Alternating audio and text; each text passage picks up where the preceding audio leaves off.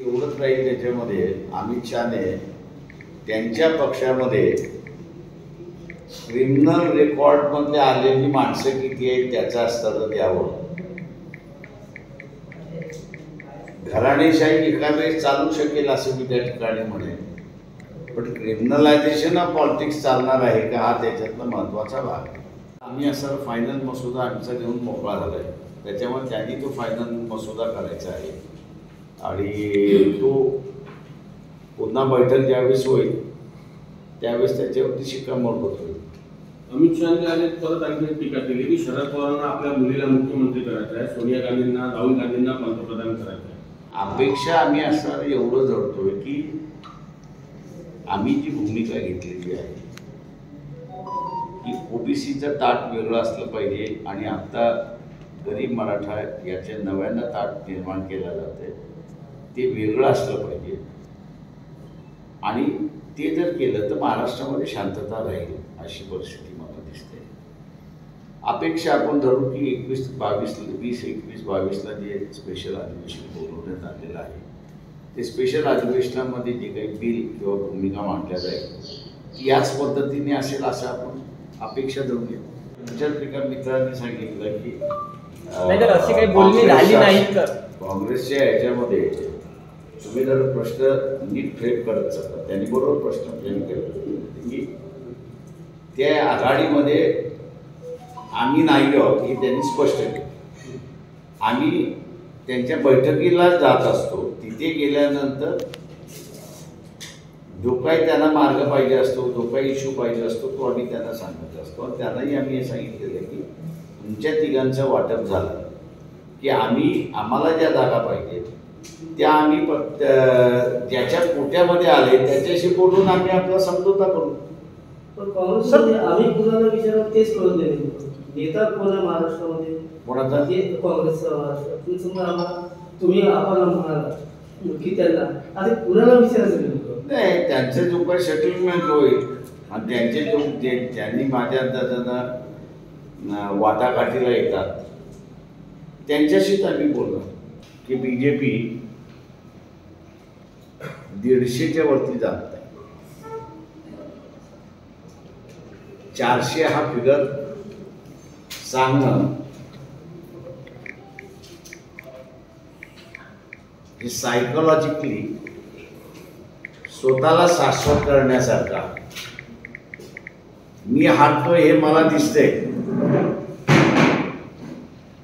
पण मी हारत नाही हे मला स्वतःलाच सांगत असताना स्वतःचीच समजूत काढण्यासाठी मीच फिगर असताना ठरवतो मी 400 येणार. अशी भारतीय जनता पक्षाची परिस्थिती आहे आणि म्हणून पक्ष फोडा, संघटना फोडा, आघाड्या फोडा म्हणजे स्वतःचं घर शाबूत राहावं म्हणून उरलेल्या दुसऱ्यांच्या घरांवरती बुलडोजर फिरवा हे धोरण कोणाचं असतं की जो घाबरलेला असतो त्याचंच असतं. किती जागा लढल्या ती आघाडी झाली तसा आम्ही असं म्हणाल की आघाडी करून आम्ही लढणार. त्याच्यामुळे त्यांची आघाडी झाली की आम्ही त्यांच्याबरोबर बसून ज्या ज्या जागा आम्हाला पाहिजे त्या त्या पक्षाबरोबर बसून बोलून आम्ही असं ठरवणार. तरी अंदाजे काही मागणी वगैरे केली आहे का जागांची ती एवढ्या जागा लागतात? मी जागा आम्ही कधीच जागा मागितलेल्या नाही आणि आम्हाला किती पाहिजेत असंही आम्ही म्हणाले. ते 3 पक्षाचं वाटप करून झालं की त्यांच्याबरोबर ज्या जागा आम्हाला पाहिजेत असं आम्हाला त्यावेळेस वाटेल त्या त्या पक्षाची बसून आम्ही बोलून मोकळा होणार. असे त्यांची मागणी रास्त आहे असं आम्ही त्या ठिकाणी मागतो आणि पाठिंबाही दिल्याचे आहोत. ते काय म्हणतायत की तुम्ही जो भाव जाहीर करताय त्याचा अंमलबजावणी करणारा कायदा करा. तुम्ही जर भाव जाहीर केला नसता तर त्यांची मागणी केली गैर आहे असं मी त्या ठिकाणी मानतो. पण ज्यावेळेस तुम्ही भाव दरवर्षी जाहीर करता तर त्याची अंमलबजावणी करणारा कायदा मागणं करून घेणं ही मागणी रास्त आहे आणि सरकारने ती मान्य केली पाहिजे असं आमचं म्हणणं आहे. नियमाप्रमाणे वागायला शिकलं पाहिजे. आम्ही राजकीय पक्ष आहोत म्हणून आम्हाला वेगळा नियम आणि सामान्य माणसाला वेगळा नियम, ही जी काँग्रेस पक्षाची भूमिका आहे त्याचा आम्ही निषेध करतो. तुम्हाला टॅक्स भरायचा आहे तर तुम्ही टॅक्स भरला, तुम्हाला टॅक्स भरायचा नसेल तर तुम्ही अपील करून त्याच्यातून एक्झेम्पशन करून घ्या. तुम्ही एक्झेम्पशन करून घेणार नसाल, जी कारवाई आहे डिपार्टमेंट ती कारवाई करणारच. त्याच्यामध्ये असं आम्ही विक्टमायझेशन आहोत अशी भूमिका घेण्याची गरज काही नाही. आम्ही लहान पक्ष आहोत, आम्ही इन्कम टॅक्स रिटर्न भरतो. भरल्यानंतर आम्ही अपील करतो की पॉलिटिकल पार्टी आहे, गरीब पार्टी आहे, आम्ही जे काही भूमिका द्यायची त्या तुम्ही आम्हाला त्याच्यानं रिलीफ द्या. कायद्यात बसलो तर आम्हाला रिलीफ मिळतो. असे ज्या पद्धतीने असणारा ईडी वापर केला जातोय, ज्या पद्धतीने इन्कम टॅक्स डिपार्टमेंट वापरला जातोय, ही मंडळीने आपला असणारा एक इमेज गमावलेला आहे. एकतर तुम्ही आम्ही जे करतोय त्याला मान्य करा. तुम्ही जर ते मान्य करणार नसाल तर आम्ही तुम्हाला डिस्ट्रॉय करू. कृपा करून सगळे कार्यकर्ते जे सांगण्यात आले बुशच्या भाषेमध्ये बोलायचं झालं तर fall in line, otherwise you are destroy, ही भाषा त्यांना वापरण्यात आली. ज्युनियर बुशची ही भाषा अफगाणिस्तान जे 24/11 झाल्यानंतर त्यांनी वापरलेली भाषा, फॉल इन लाईन और गेट डिस्ट्रॉयड, हीच भाषा BJP आणि RSSनी इथल्या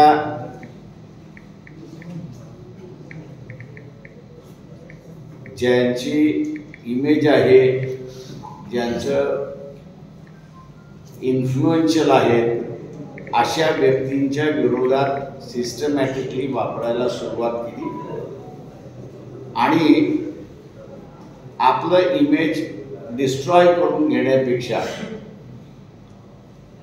डागाळलेलं जीवन आपण आणि आपली पुढची पिढी जगण्यापेक्षा त्यांनी मायग्रेशन एक्सेप्ट केलं आणि ते मायग्रेट झाले. मायग्रेट होताना त्यांनी नागरिकत्व सोडलं आणि स्वतःची प्रॉपर्टी घेऊन त्या ठिकाणी ते गेले. असे अमित शहाला सुद्धा पंतप्रधान होण्याची इच्छा आहे. मग नरेंद्र मोदी असेपर्यंत होणार. त्याच्यामुळे इच्छा बाळगणं वाईट आहे असं मी मानत नाही. बाळासाहेब, मी प्रशांत देशमुख, लोकसभा. मराठा आरक्षणाच्या संदर्भातला प्रश्न आहे. जरांगे यांच्या दोन्ही उपोषणाच्या टप्प्यात स्टेटमेंट करणारे तुम्ही एकमेव नेते आहेत. तुमचा असं इशारेवजा सूचना होती किंवा सूचनेवजा इशारा होता की मनोज जरांगेंना जे औषधे दिल्या जातं, जेवण दिलं जातं, त्याबाबत काळजी घेणं आवश्यक आहे. तर त्यात तुम्हाला संभाव्य धोका असा का वाटतो? तुम्ही 2 वेळा सूचना ते एक असं आहे की एवढी वर्ष चळवळीचा अनुभव असल्यानंतर आणि जरांगे पाटील यांचं आंदोलन जर सक्सेस झालं तर सत्तेमधली आणि राजकारणामधली जी उलथापालथ होती ही भयंकर असेल.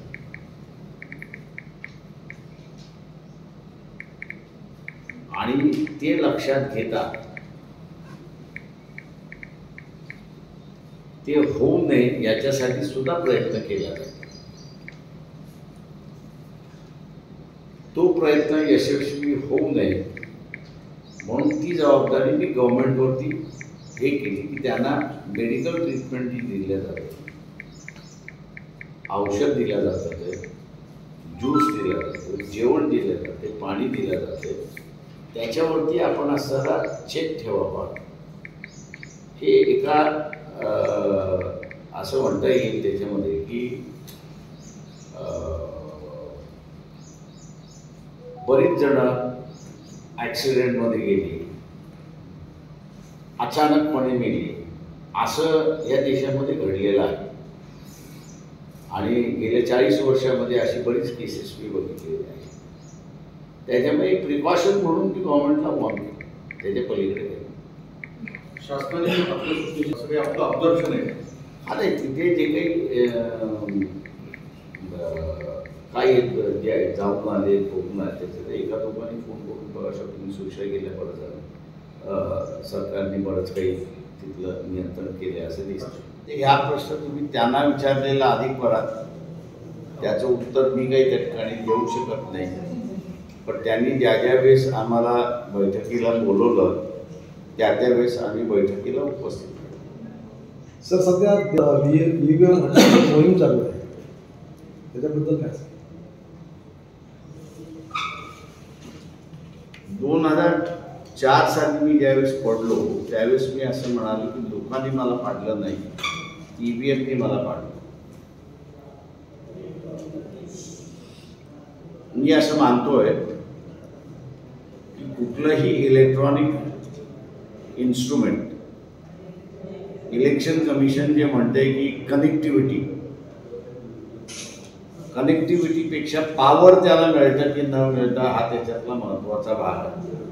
आणि त्या इलेक्ट्रॉनिक इन्स्ट्रुमेंटला पॉवर मिळालं तर त्याला डिकोडिंग करायला वेळ लागत नाही आणि डिकोडिंग नंतर प्री प्रोग्रॅमिंग करायला सुद्धा त्याला वेळ लागत नाही. हे आता जगभर इस्टॅब्लिश झालेलं आहे आणि म्हणून सेफगार्ड म्हणून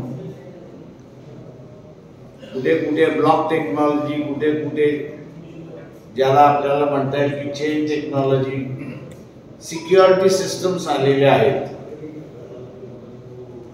आणि या सिक्युरिटी सिस्टम्स फुलप्रूफ नाही तर ते असं म्हणतात की we are giving you time, की तुमचा डेटा सेव्ह करण्यासाठी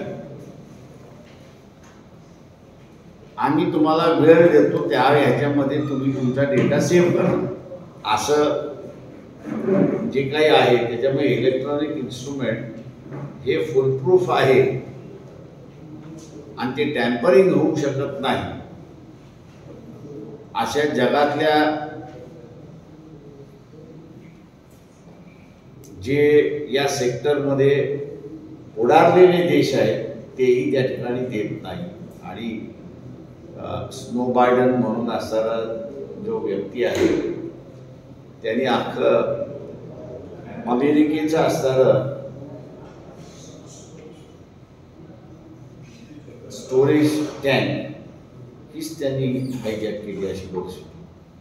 त्याच्यामुळे अमेरिकेसारख्या एवढ्या मोठ्या देशामध्ये एवढी सगळी सिक्युरिटी असताना जो बायडन तिथे असताना स्नोडेन तिथे असताना शिरू शकतो तर या EVMमध्ये नाही. त्याच्यामुळे EVM हे मॅनिप्युलेटिव्ह आहे असं मी त्या ठिकाणी मानतो. भारतीय जनता पक्ष आणि RSS असं दोघंही म्हणतात की आम्ही असणारं हिंदू धर्माचे प्रतिनिधी आहोत.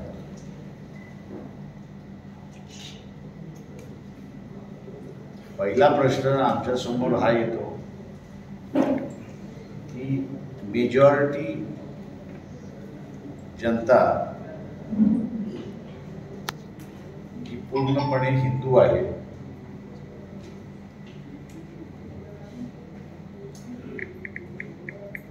आणि मग धार्मिक राजकारण कशासाठी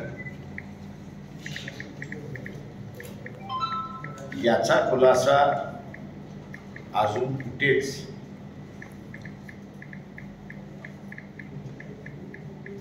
मिळत नाही अशी असणारी परिस्थिती आहे.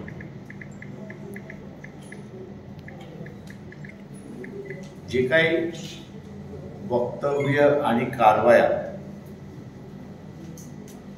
10 वर्षामध्ये झाल्या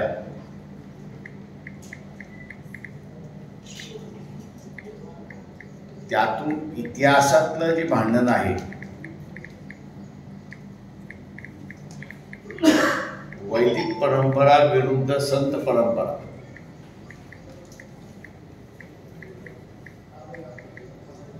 याचीच पुनरावृत्ती आत्ताही दिसायला लागलेली आहे.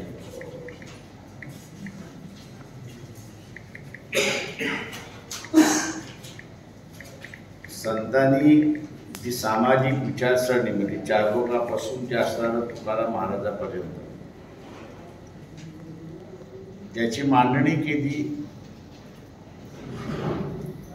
ती सामूहिक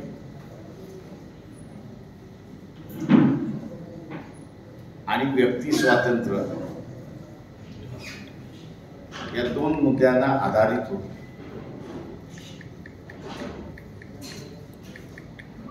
दुर्दैवाने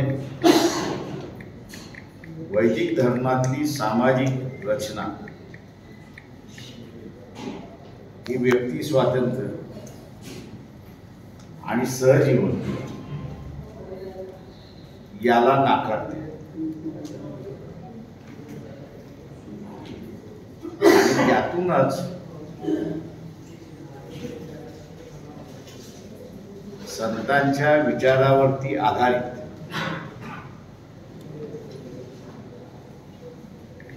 जे संविधान आहे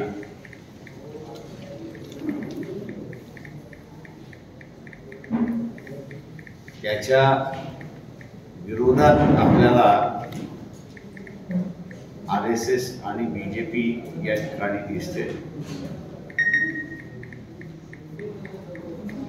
उद्याची संविधान कशी असेल याच्याबद्दल ते चर्चा करत नाही, पण जे काही सूचक वक्तव्य येते त्यातून हिटलरशाहीशी आधारित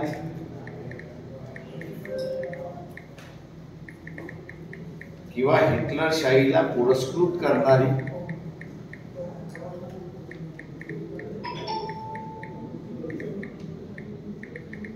घटना असेल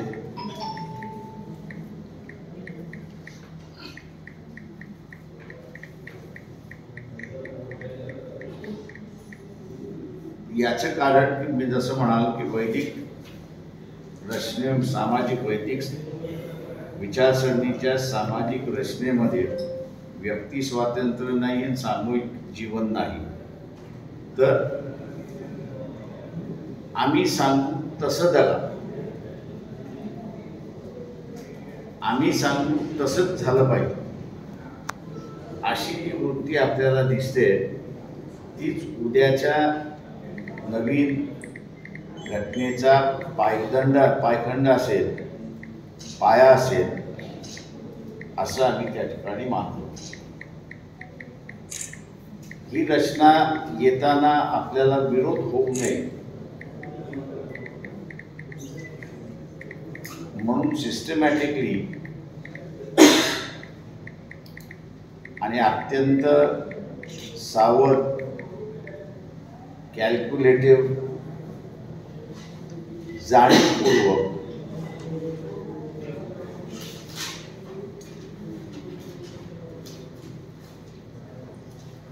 या हिटलरशाहीला मानणार नाही.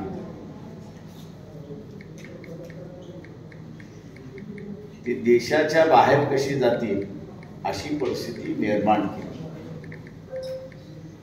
1950 ते 2013 पर्यंत देशाचं नागरिकत्व सोडून देणाऱ्यांची संख्या ही 7,200 होती. 7,200 होती. पण 2014 पासून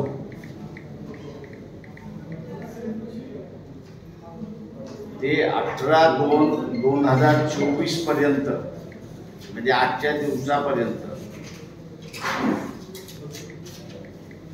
24 लाख कुटुंब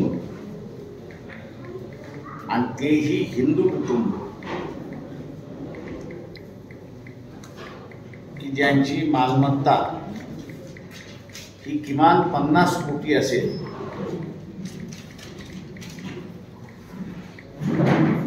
अशांना मजबूर करून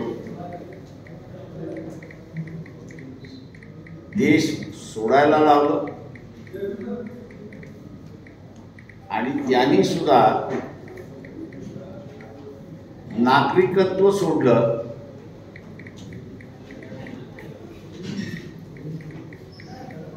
आणि परदेशात जाऊन नागरिकत्व स्वीकारलं.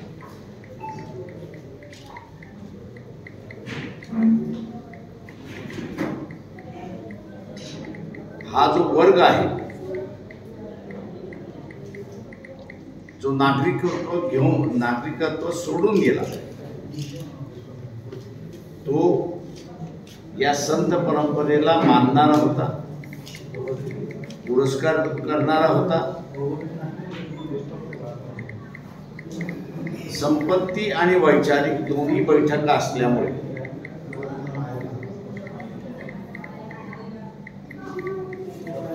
आपल्याला मोठ्या प्रमाणात विरोध होऊ शकतो.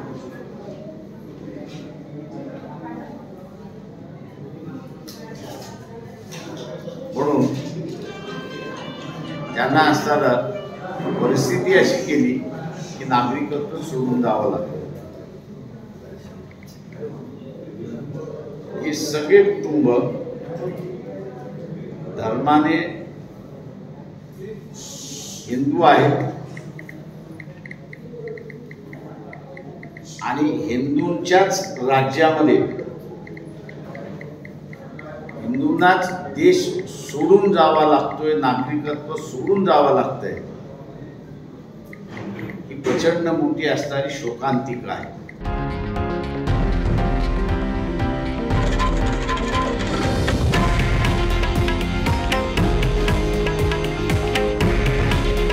हे आहे देशातील नंबर 1 न्यूज नेटवर्क आणि आपण पाहत आहात TV9 मराठी. काळजी तुमची, हित महाराष्ट्राचं.